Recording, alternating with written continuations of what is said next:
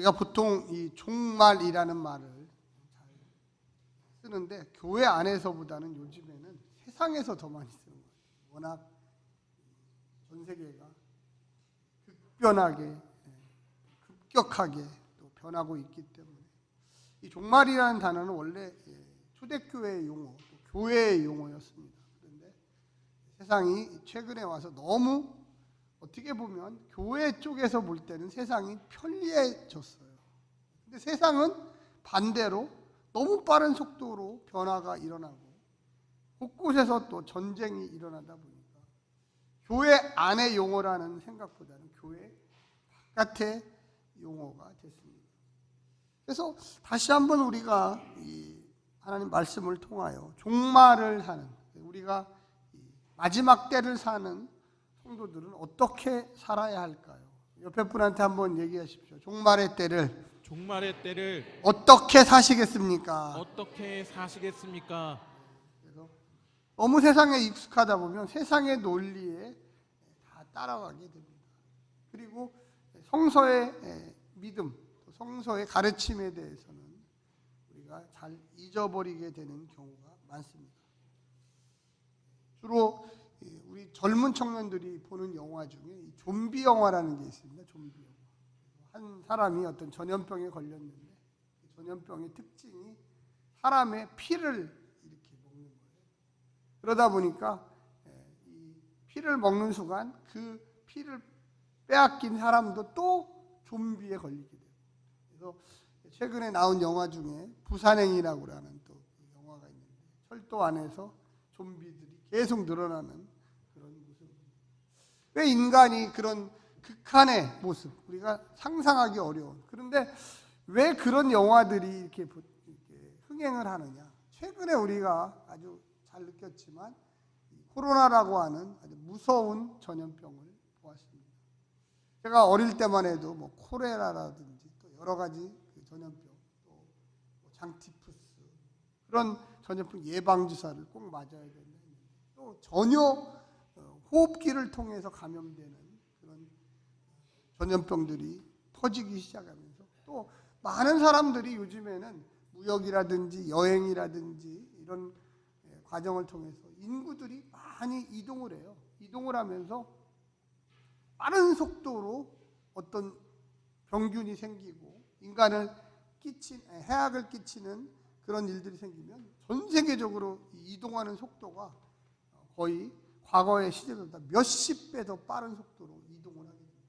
그래서 현대인들은 과거보다 예방주사도 많이 맞고 건강하게 음식도 많이 먹고 정기적으로 검사를 하고 또 우리 한국은 더 그렇죠. 대한민국은 뭐 전 세계적으로 방역 의료 체계가 최고로 잘된 나라라고 하는데 올해 정기 국가 건강검진 안 받으신 분 많이 있으시죠? 저도 안 받았습니다. 제 아내가 늘 왜 안 받냐고, 올해가 가기 전에 받아야지. 그러니까 무언가 안 받으면 꼭 걸릴 것 같은. 근데 통계적으로 보면 안 받으신 분들이 더 안 걸린대요. 있는 병도 찾아내야 돼. 모르고 지나가는 병을 다 찾아내는 거예요. 그래서 종말이라고 하는 게 굉장히 두려움, 또 뭐 언제 죽을지 모른다, 그런 마음들이 이 고대 성서 시대보다도 지금 의외로 더 유행합니다. 그래서 오늘날에 보면 전 세계적으로 사이비 종교, 또 별 이상한 우리의 보통 합리적 기준으로는 이해되지 않는 종교들이 아주 범람하고 있다는 것입니다. 그래서 우리가 오늘날 하나님께서 우리에게 가르쳐 주시는 이 마지막 때 종말을 사는 성도의 자세가 몇 절 안 되는 야고보서에 아주 정확하게 잘 나와 있습니다. 우리가 성도로서 그러한 내용들을 잘 깨닫고 알고 있어야 돼요. 그렇지 않으면 세상의 종말, 세상의 이야기에 휩쓸려 가버리는 그런 상황이 발생하게 됩니다. 7절에 먼저 보면은 이렇게 나와 있습니다. 그러므로 형제들아, 주께서 강림하시기까지 어떻게 하라고요? 길이 참으라. 그리고 또 마지막 10절 마지막에 보면 이른 비와 늦은 비를 기다리나니. 그래서 이 참으라, 기다리라. 어떤 분이 저한테 이야기를 하더라고요. 목사님, 도대체 기독교의 종말은 언제 오는 겁니까? 2000년이 벌써 흘렀지 않습니까? 예수님이 벌써 오신다고 한 지가, 다시 오신다는 지가 2000년이 흘렀는데 왜 아직까지도 안 옵니까? 그래서 이단들이 개발한 게 뭐냐면, 이단들이 이런 말을 했어요. 이건 따라서 하지 마세요. 이단들이 나는 알고 있다. 아무도 모른다고 그랬는데 하도 사람들이 궁금해하니까 기독교의 이단들이 나는 알고 있다, 내가 알려줄게, 이렇게 한다는 거죠. 우리는 잘 몰라요. 그런데 분명한 것은 그 종말이 온다는 거예요. 이 야고보서의 이야기는 뭐냐면 1절부터 6절까지의 내용은 세상의 부자들이 일을 시키고 월급을 안 줘요. 부당한 대우죠. 그러니까 불평불만이 많아요. 그래서 7절에 와가지고는 그 내용에 보니까 형제들아, 그러므로 주께서 강림하시기까지 길이 참으라. 세상이 설사 불의할지라도 참고 인내해라. 우리가 살다 보면 참 불의한 일들이 상당히 많아요. 인간관계 상에서도 많고, 또 오늘날에 항상 이 계급 차이, 모든 사람이 평등하다고 했지만 이 경제적인 계급 차이, 또 정치적인 계급 차이, 오늘날에 남녀 차별이 없어졌다고 하지만 아직도 곳곳에 남성과 여성의 차별, 전 세계적으로 보면 그런 일들이 상당히 부당하게 대우되는 게 많습니다. 초대교회를 연구했던 많은 학자들은 이 야고보 교회 역시 노예를 중심으로 됐던 교회예요. 성도들이 노예였어요. 그래서 많은 주인들한테 부당한 대우를 받아요. 일은 많이 시켜놓고 먹을 것도 주지 않고 월급도 주지 않고, 그러니까 많은 노예들이 그 주인을 죽인다거나 해코지를 하고 도망을 가거나 이런 일들이 비일비재했어요. 그런데 야고보 사도는 참고 기다려라, 인내해라. 오늘 본문의 가장 핵심 내용은 뭐냐면 우리 마지막 때를 사는 사람들이 인내해야 된다는 거예요. 한번 옆에 분한테 얘기해 주시죠. 참아야 합니다. 참아야 합니다. 기다려야 합니다. 기다려야 합니다. 우리 기독교인들은 보복하는 종교가 아니에요. 우리 기독교는 무언가 되돌려주는 종교가 아니에요. 손 한번 들어보세요. 오른손 한번 들어보세요. 자, 옆에 분 보시고 축복합니다. 축복합니다. 네. 우리 기독교인이 할 수 있는 유일한 거는 축복합니다. 축복. 참 어렵죠. 사실 어려워요. 쉬운 거 아니에요. 목사님 같으면 그렇게 부당한 대우를 받으시고 잘 참으실 수 있겠어요? 그 사람을 축복할 수 있겠어요? 저도 힘들어요. 그래서 그 단어가 원수를 사랑하라. 참 어렵죠. 이게 이런 자본주의 사회에서 얼마나 어려워요. 이런 평등주의 사회에서는 더더욱 어려워요. 어쩌면 이 지금 야고보서에 나오는 이 교회의 성도들은 대부분 노예였기 때문에 노예들이 의외로 참기는 쉬워요. 대등한 사람이 참기가 훨씬 힘들어요. 어떻게 참습니까? 그런데 하나님의 말씀은 참으라고 했어요. 어떻게 참으라고 그랬냐? 아까도 말씀드렸지만 농부가 땅에서 귀한 열매를 봐라. 농부가 봄에 씨앗을 뿌리죠. 그러면 가을까지는 무조건 참아야 돼요. 여름에 비도 오고 비가 안 올 수도 있고 너무 많이 올 수도 있고 바람이 불을 수도 있고. 저는 어저께 우리 전도를 하는데 그래서 눈이 올 줄로 알고 우리 전도팀에게 지난주보다 양을 2배로 늘리라고, 부침개도 2배, 붕어빵도 2배. 왜 그러냐면 눈이 올 줄 알았어요. 이제 산타크로스가 또 올 때가 얼마 안 돼, 성탄절이라 우리의 이 주님을 기다리는 대림절의 기쁨을 2배로 나눠줍시다 했는데 비가 안 오고, 아니 눈이 안 오고 비 쫄딱 맞았어요 어제. 좀 섭섭하더라고요. 그래서 밤에라도 비 올 줄 알고 저는 또 굉장히 기다렸어요. 아침에 새벽같이 일어나갖고 막 어제 눈이 온다고 하도 예보관을 해서 우리 성도님들 오다가 넘어지면 안 된다 그래갖고 내가 7시에 나가서 막 빗자루를 갖고 쓰러지 딱 나가봤더니 눈이 한 방울도 안 왔어. 얼마나 감사한지. 눈을 또 안 쓸게 됐구나. 어저께는 눈을 바라고 우리의 전도하면서 나눔하면서 이것을 잘 해야 되는데 눈은 안 오고 비만 주룩주룩 와요. 반대로 또 오늘 아침에는 비가 안 온 게, 눈이 안 온 게 얼마나 감사한지 몰라요.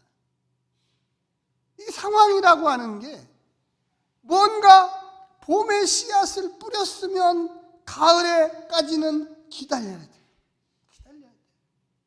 이 기다림이라는 게 뭘까? 제가 한번 나름대로 생각해 봤어요. 귀한 열매를 바라고 길이 참아 이른 비와 늦은 비를 기다리. 거기 한 절에 길이 참아 또 참으라 기다리나니, 한번 이게 무슨 뜻일까? 이것은 하나님의 때를 기다리라. 옆에 분한테 한번 얘기해서 하나님의 때를 기다리면서 축복하십시오. 네.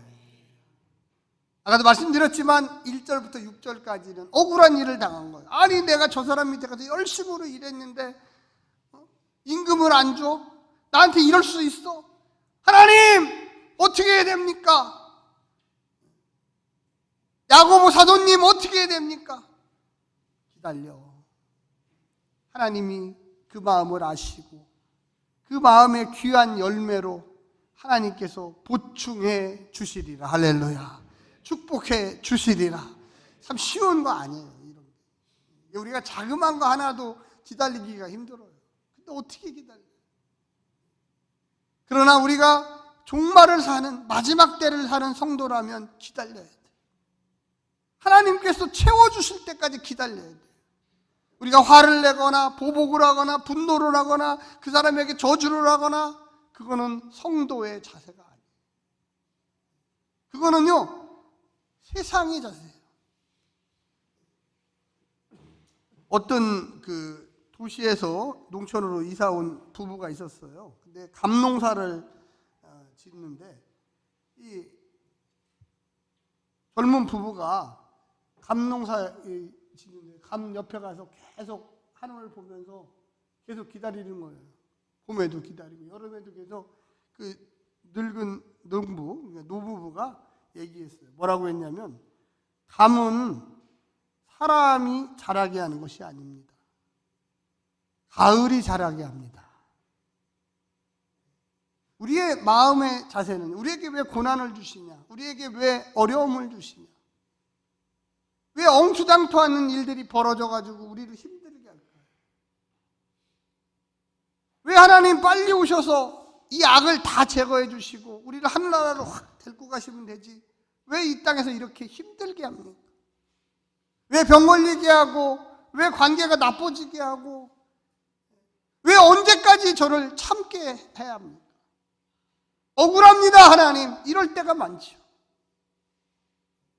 근데 그것이 바로 아까도 말씀드렸던 귀한 열매, 이게 저는 성령의 열매라고 생각합니다. 성령의 열매는 처음에는 오래 참음과 자비와 양성과 희락과, 우리가 인간 속에서 벌어지는 일들, 우리의 시각은 오로지 눈에 보이는 이 세상에만 집중합니다. 우리가 진짜로 성도라면 보이지 않는 영의 세계의 귀한 열매, 우리의 마음의 세계에 있는 이 혼의 세계의 질서들을 찾아가야 돼요. 할렐루야. 만약에 우리가 이 땅에 보이는 거에만 집중하기 시작하면 보이지 않는 세계를 잊어버려요. 그래서 종말이라고 하는 그 단어가 우리 기독교의 단어가 아니라 세상의 단어로 변질돼 버려요. 세상에는요 종말이 가까우면 갈수록 극단적이 돼요. 극단적이 돼요. 어제 어떤 프로를 보니까 외톨이가 많대요. 외톨이. 그래서 이 젊은 20대, 10대 청소년들이 집에서 5년, 10년 안 나온대요. 밖으로 아예 안 나오는 거예요. 그래서 집에서 먹고 화장실 가고 게임하고 그거만 한다는 거예요. 제가 아들던 어떤 사람은 아주 공부도 잘하고 모범생이었어요. 근데 갑자기 고등학교 가더니만 안 가, 학교를.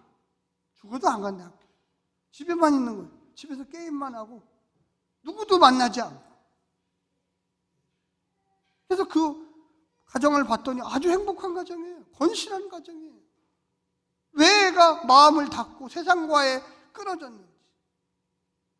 오늘날의 한국 사회에서 너무 경쟁이 심하다 보니까 내가 도저히 저까지 갈 힘이 없다. 그러니까 완전히 숨어버리는 거예요. 그들의 종말의 자세는 그거예요. 나는 세상에 나가서 아무런 희망이 없고 소망이 없다. 우리가 기독교의 삶의 그 자세가 어떻게 가야만 하는가에 대해서 또한 이야기합니다. 여러분 8절 한번 같이 볼까요? 8절 시작. 너희도 길이 참고 마음을 굳게 하라. 주의 강림이 가까우시니라. 그러니까 농부의 마음처럼 너희도 길이 참고 오래 참고 마음을 어떻게 하라고요? 굳건하게, 마음을 강하게 하라. 금방도 말씀드렸지만 마음이 약한 사람들은 결과적으로 세상으로 나가지, 세상의 종말에 나는 집에서 가만히 있을 거다. 나의 활동 반경을 줄입니다. 우리 그리스도인들은 반대예요. 우리 그리스도인들은 예수의 사랑으로 옆에 있는 사람을 간섭해야 돼요. 간섭. 내 욕심 때문에 그런 거예요. 옆에 있는 분들 한번 보세요. 마음을 굳건하게 하세요. 두려워하지 마세요. 매주 예배에 참석하세요. 이거 중요한 얘기예요. 중요한 얘기. 성도가 시험에 들잖아요. 제일 먼저 나타나는 현상이 뭔지 알아요? 교회 안 와요. 목사가 전화를 해도 전화를 안 받아요. 같은 구역 식구가 또 같은 위원회에 소속되어 있는 분이 만나자고 해도 안 만나요. 왜? 내 마음을 굳건하게 하는 걸 들켰기 때문에. 마음이 약해지는 거예요. 그때 그냥 내버두면 교회를 떠나요. 신앙을 떠나요. 간섭해야 돼요. 만나자고 그래야 돼요. 전화해야 돼요. 할렐루야. 여러분, 교회 공동체가 도대체 왜 필요한 겁니까? 교회 공동체가 뭐 하는 겁니까? 같이 만나고 사랑하고 위로하고 연대하고 할렐루야. 이게 교회 공동체예요. 잘 있었냐고. 우리가 그냥 일주일에 한 번씩 만나서 얼굴 보고 그런 사이가 아니에요. 우리는 영의 교류를 하는 사람이에요. 세상에 만난 사람들도 외로우니까 커피 마시고 이야기하고 극장에 가고 산에 가고 뭐 골프 치러 가고 하면 외로워서 그런 거예요. 외로워. 근데 성도들은 두말할 필요가 없어요. 우리는 외로운 게 아니에요. 여기 보면 굳건하게 하라. 굳건하게 하라는 말은 결속을 강화하라는 겁니다. 어떻게가? 우리는 세상의 방법도 취하지만 영의 방법을 취하는 거예요. 할렐루야. 예배하는 거예요. 기도하는 거예요. 찬양하는 거예요. 교회의 본질을 모르는 사람들은 왜 예배가 중요한지를 몰라요. 종말이 가까움을 볼수록 너희는 모이기를 패하는 자들의 습관과 같이 하지 말라고 그랬어요. 우리는요, 모여야 돼요. 만약에 부부가 1년에 한 번씩 본다고 생각해 보십시오. 그게 부부입니까? 법적 부부죠. 가족이라면 같이 만나야 돼요. 떨어져 있어도 화상통화라도 해야 돼요. 편지라도 써야 돼요. 문자라도 보내야 돼요. 여러분이 자식들이 여러분에게 한 달에 한 번 전화도 안 하고 1년에 한 번 전화도 안 하면 그거 자식이라고 합니까? 애물덩어리라고 하고 이 속 썩이는 땡땡 놈들아 뭐 이렇게 하죠. 우리가 신앙 안에서 만나는 것은 여기 지금 나와 있지만 마음을 굳건하게 하라. 굳건하게 하라. 그래서 우리가요, 어려움이 있을 때 이야기해야 돼요. 한번 옆에 분한테 얘기해요. 어려움이 있을 때 나에게 얘기하십시오. 나에게 얘기하십시오. 부부간에도요, 멀어지는 이유가 뭔지 아세요? 이야기를 안 해서 그래요. 아프면 아프다고, 헷갈리면 헷갈린다고.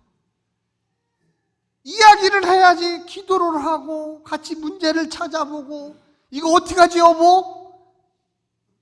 여러분, 여러분의 자식들한테 언제 마음이 서운하십니까? 지가 알아서 한다고 내가 다 알아서 할 테니까 엄마 아빠 간섭하지 마. 나 시집 갔어. 난 장가 갔어. 내가 알아서 다 해. 내가 알아서 애들 잘 키워. 걱정하지 마. 그때 여러분 마음이 어떠세요? 형식적으로 해도 내가 아무렇게 도와줄 능력이 없어도 엄마 애가 이런데 좀 어떻게 하면 좋겠어. 권사님 저희 아들이 지금 취직을 못해가지고 여기저기 원서를 내고 있는데 기도 좀 해주세요. 할렐루야. 우리가 여기에 마음을 굳건하게 하라는 게 뭐냐면 귀한 열매를 얻기 위한 그 과정 속에 사단이 침투하지 못하도록 우리의 종말의 자세가 마지막 그 나갈 때까지 경고하는 거예요. 경고. 우리가 헤벨라에 하는 것도 문제지만요, 마음의 두려움과 낭만과 그런 좌절들이 우리의 마음에 깊숙하게 있을 때 사단은 우리를 공격해요. 우리가 입을 열어야 돼요. 하나님 앞에도 입을 열어야 되지만 사람 앞에도 같이 중보기도 해달라고 기도해달라고 입을 열어야 돼요. 할렐루야. 이게 마음을 굳건하게 하는 거예요. 이 사도 베드로, 또 사도 요한, 사도 바울, 사도 야고보, 이 사람들이 공통적으로 얘기하는 게 뭐냐면 너희가 항상 공동체를 소중하게 생각해요. 그래서 마음을 굳건하게, 이게 마음을 어떻게 굳건하는데 같이 연대하고 같이 참고, 혼자는 외로워요. 매주마다 교회 와서 같이 예배드리고 힘을 얻고 기도하면서 힘을 얻고 찬양을 들으면서 힘을 얻고, 할렐루야. 그래서 마음을 굳건하게 하는 거예요. 이게 왜 그러느냐면 귀한 열매를 기다리는 거죠. 혼자 하려면 얼마나 힘들어요. 혼자 하려면 너무나 힘들어. 그러다가 신앙도 버려버리고 교회를 떠나게 되고, 거기에 보면 이렇게 이야기합니다. 9절 한번 같이 읽어보겠습니다. 9절 보여주세요. 시작. 형제들아 서로 원망하지 말라. 그리하여야 심판을 면하리라. 보라 심판주가 문 밖에 서 계시니라. 거기 핵심이 뭐냐면 형제들아, 남자만 아니에요. 형제 자매들아 서로 뭐하지 말라? 원망하지 말라. 여러분 어느 공동체나 마찬가지예요. 교회나 가정이나 기업이나 서로를 비판하고 서로의 남 탓하고 너 잘못 때문에 이게 문제가 이렇게 됐어. 그 공동체, 그 가정, 그 기업은요 반드시 더 어려움에 처하게 되어 있어요. 원망이라고 하는 이 단어, 아까도 말씀드렸지만 공동체여야지만 굳건하게 됩니다. 근데 공동체가 깨지고 분열하는 원인은 뭐냐? 부부간에도 그런 거예요. 네 탓이야. 네가 잘못해서, 네가 애 잘못 키워서 이런 문제가 생겼어. 그런 식으로 가면 결과적으로 파국에 이르러요. 교회가 부흥하는 교회일수록 서로 칭찬하고 격려하고 사랑하고 위로하고 참고 인내하는 교회는 부흥하게 되어 있어요. 할렐루야. 100%입니다. 그건. 기업도 마찬가지예요. 기업에 있는 사장과 직원과 이런 사람들이 격려하면서 어떤 사회적 실험을 했답니다. 실험을 했는데 무슨 실험을 했냐면은 운전하시는 버스 회사에서 실험을 했대요. 그래서 버스 회사에서 똑같은 또 다른 회사가 이렇게 있는데 어느 회사가 더 이 차량 사고율이 적은가를 조사를 했답니다. 몇 년 동안. 그래서 이쪽 A라는 회사는 계속 아침마다 운전하시는 버스 기사님들이 다 같이 모여서 우리 오늘 안전합시다. 안전운행합시다. 그리고 서로 격려합시다. 서로 양보합시다. 이거를 아침마다 외쳤대요. 아침마다. 또 한 회사는 그냥 아무 없이 그냥 알아서 잘 하라고 그 얘기만 했다는 거예요. 아침마다 안전운행합시다. 격려합시다. 위로합시다. 이 회사가 무려 사고율이 50%나 감소했대요. 할렐루야. 똑같은 버스 회사인데 왜 그런 일이 생겼습니까? 우연의 일치일까요? 아니에요. 사람의 머릿속에 그 어떻게 내가 하루를 살아가야 될까? 어떻게 항상 똑같은 버스 회사의 운전 위험이 있어요. 항상 뭔가 내가 잘못한 것도 있지만 상대방이 잘못한 것도 많아요. 내가 잘해야 된다. 내가 열심히 해야 된다. 내가 안전운행, 아침마다 안전운행 합시다. 안전 따라갑시다. 여러분, 교회 부흥도 마찬가지예요. 가정의 화목도 마찬가지예요. 기업의 발전도 마찬가지예요. 목표를 뚜렷하게 해서 우리가 예수 사랑합시다. 할렐루야. 서로 인내합시다. 할렐루야. 그런 교회는 소문이 나요. 자동으로 나요. 그걸 뭐 억지로 뭐 한다고 되는 게 아니에요. 아우, 그 교회가 달라졌대. 그 교회가 성도들이 서로 사랑을 한대. 성도들이 뭔가 인내하고 있대. 이게요, 자동으로 소문나게 돼 있어요. 여러분, 화목한 가정을 잘 보세요. 주변에 혹시 화목한 가정들을 보세요.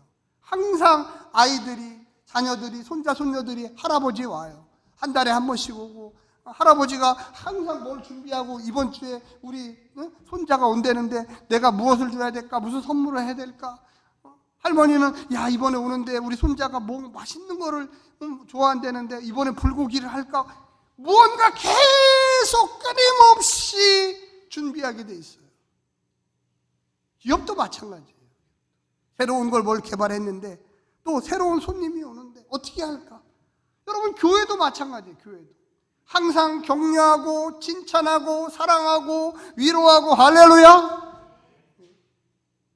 여기 지금 나와 있는 게 뭐냐면 서로 원망하지 말라. 우리는 이 부정적인 게 아니라 서로 칭찬하고 관심을 갖고 사랑하고 위로하고 격려하고. 아멘.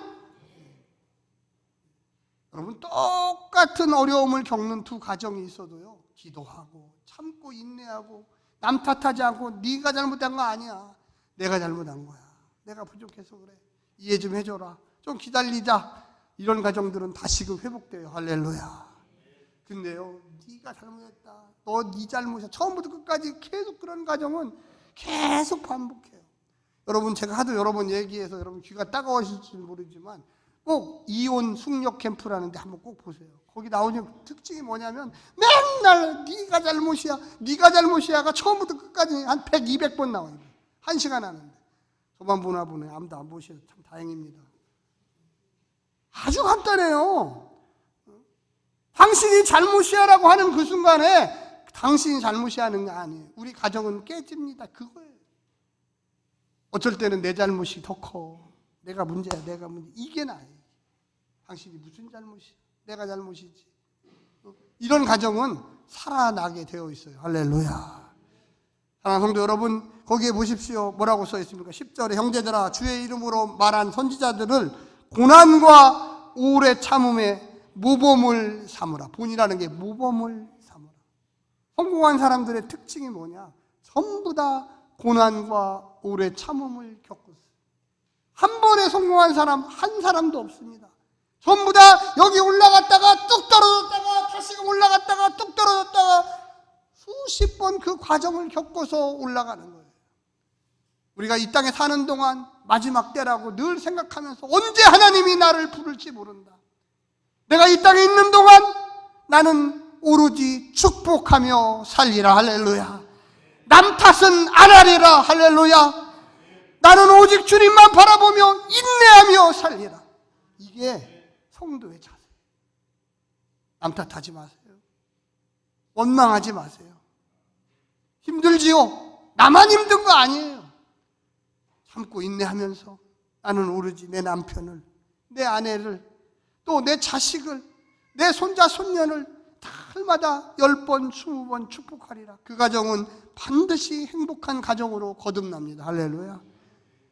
내가 속해 있는 직장, 어려울 때 많죠. 직장에서 월급도 안 줄 때 있고, 또 일하는 동료들끼리 갈등이 생길 때도 있고, 내가 왜 이런 것까지 참으면서 이 회사를 다녀야 되나, 당장 때려쳐야지, 이런 마음도 하루에도 수십 번씩 들 때 있어요.